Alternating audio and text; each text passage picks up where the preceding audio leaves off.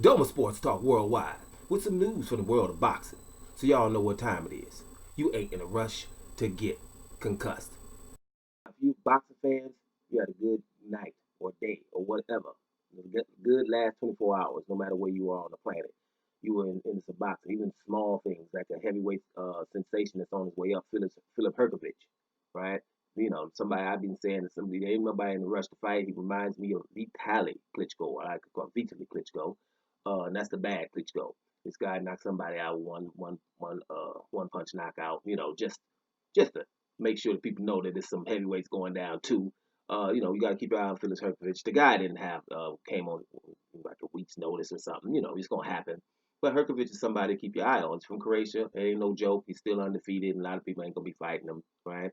Because they know what time it is. So he's gonna have to be taking, you know, those fights with people like, well, why is he fighting him? Yeah, because the other ones that you know ain't gonna be trying to get in touch with him.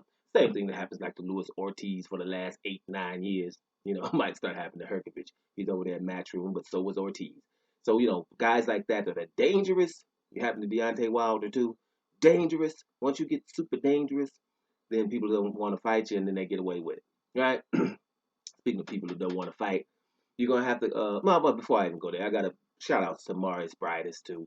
Or Breedis, depending on how you want to say it. You know, he won the WBSS super not Super Six, but Super Eight actually tournament in the cruiserweight division. And anybody who does that in the cruiserweight division, actually, the cruiserweights are the baddest dudes out here right now when it looks to the last 3 years. They've had two Super 8 tournaments, WBSS tournaments, with everybody who is somebody in the division in those tournaments. Alexander Usyk came out of the first one, all right?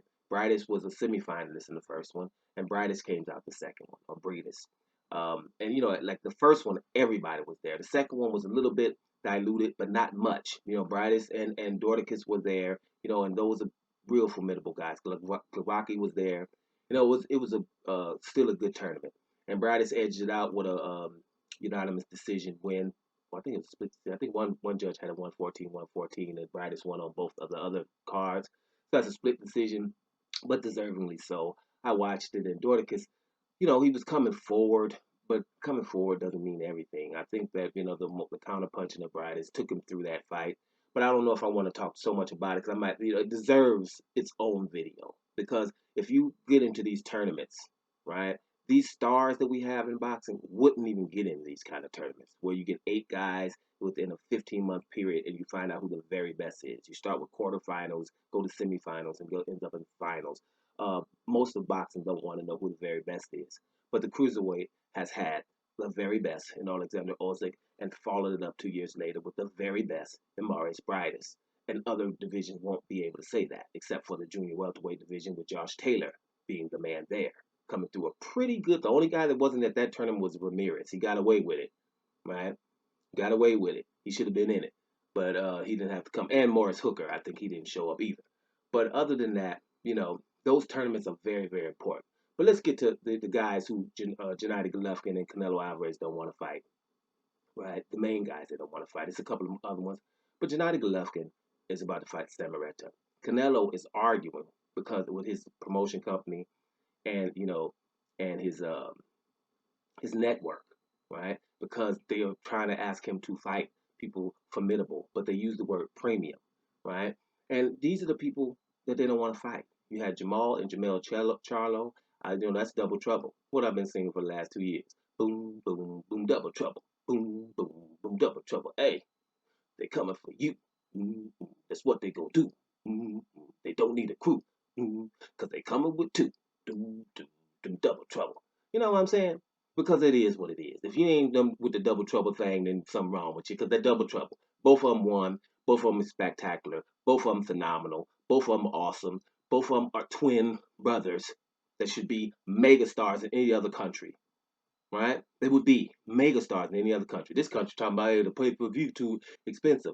They're fighting formidable opponents. Actually, Jamel Charlo at 154 fighting Rosario is a um, unification match, meaning the best one of that is the best in that division, definitely, because you have a WBO champion in Texiera, but no one thinks is really in the top 5 or top 10 in the division, but he does have the WBO strap, so Jamel Charlo is not undisputed, but damn near, That's worthy of pay-per-view. And he took out Rosario with a body blow, right? And Rosario's come forward guy, just come off a big win, I think, over J Rock.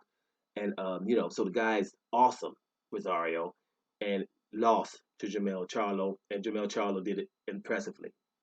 Now Jamal Charlo is fighting Derevyanchenko. Derevyanchenko is the man, okay? Derevyanchenko is the man. First of all, Ukraine bring the pain. Bottom line, I remember we were worried about, Paulie Malignaggi talking about Eastern Europeans. He shouldn't dominating, boxing, which is not, that's not the truth. But they're in there.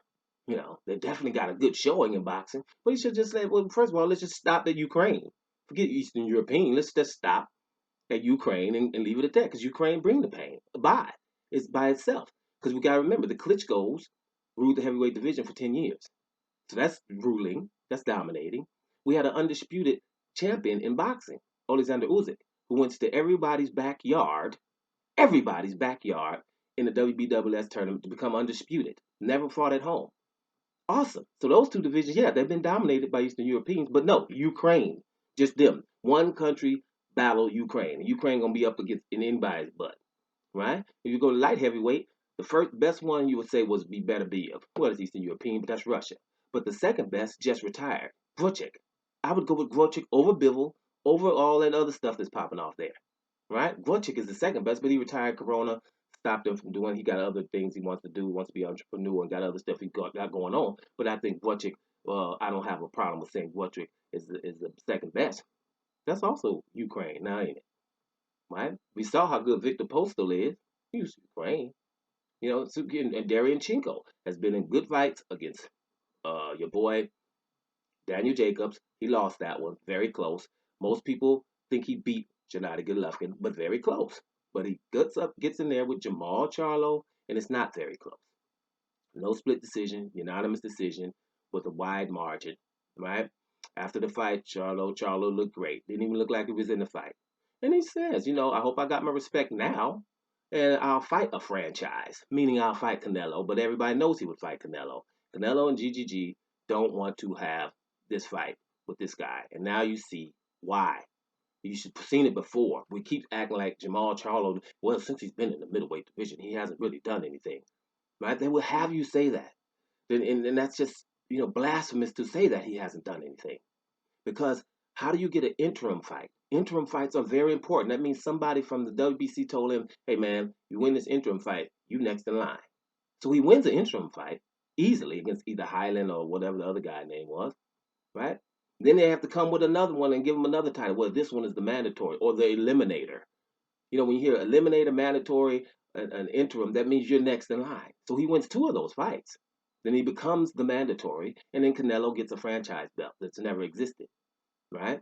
And then you're looking at these guys, either one of them, the Charlo brothers, and you're like, yeah, that's the reason why Canelo doesn't want to fight, right? Last night it proved it.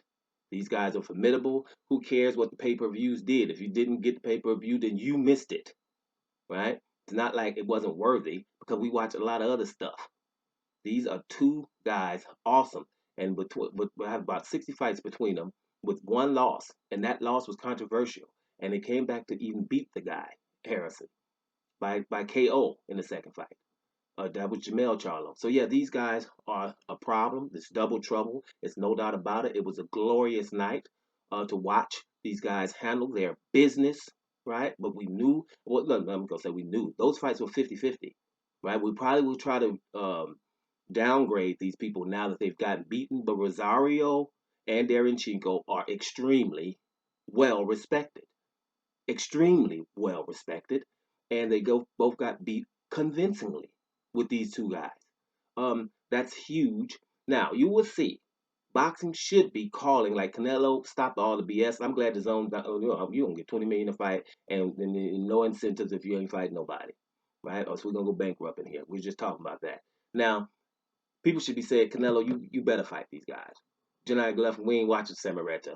You better fight one of these guys or Andre, right? They're not because they've been getting away with it for this long, right?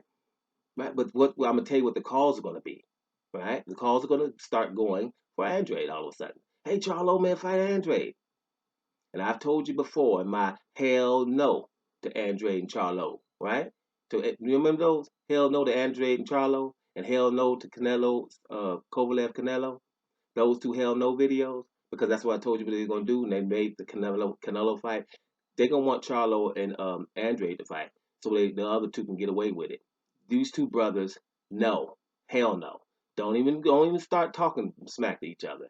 Not your time yet. When you guys fight, and this is Jamal Charlo versus Demetrius Andrade, and I'm going to repeat, it should be for all of the damn marbles. Not with these belts going on WBA and Canelo got one and what won't fight nobody in 160 that's formidable. And Gennady Golovkin got the nerve to have a belt trying to fight Samaretta with this stuff going on. And make sure this is clear. Gennady Golovkin was mandated to fight Charlo as well and just said hell no to it. Just said no.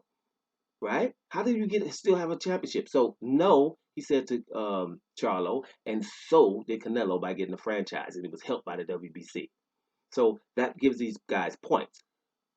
Demetrius Andrade, on the other hand, has the WBO for the longest, been trying to fight Canelo for the longest, and he would have been an undisputed fight in September last year, which the zone knows about. When you could be the undisputed fight versus Canelo, all of the belts on the line, nobody mentions it, you know how bad you are. So this is what's going on in boxing.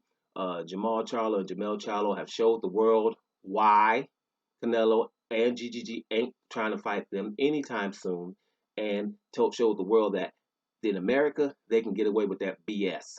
Normally it wouldn't be. It's like, hey, here are the best. We got to have a finals, right? But nope, stay away from these two guys right here. And sooner or later, people are going to be like, well, you don't have to fight these Canelo and GGG because they're not worthy. The only problem we're having, and just the only problem, is because Canelo, that's a Canelo. That's probably what I should call him. Gennady Golovkin and Canelo are ranked higher than these guys.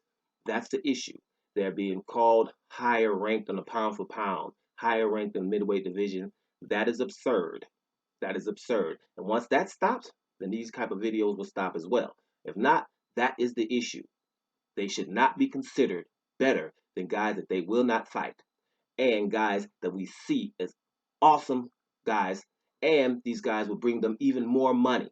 They will bring the zone more subscribers. And all of that, all of these positives. Oh, by the way, they speak English, so we wouldn't have to have subtitles in the build-up, right? All of those things. Undefeated, too, by the way.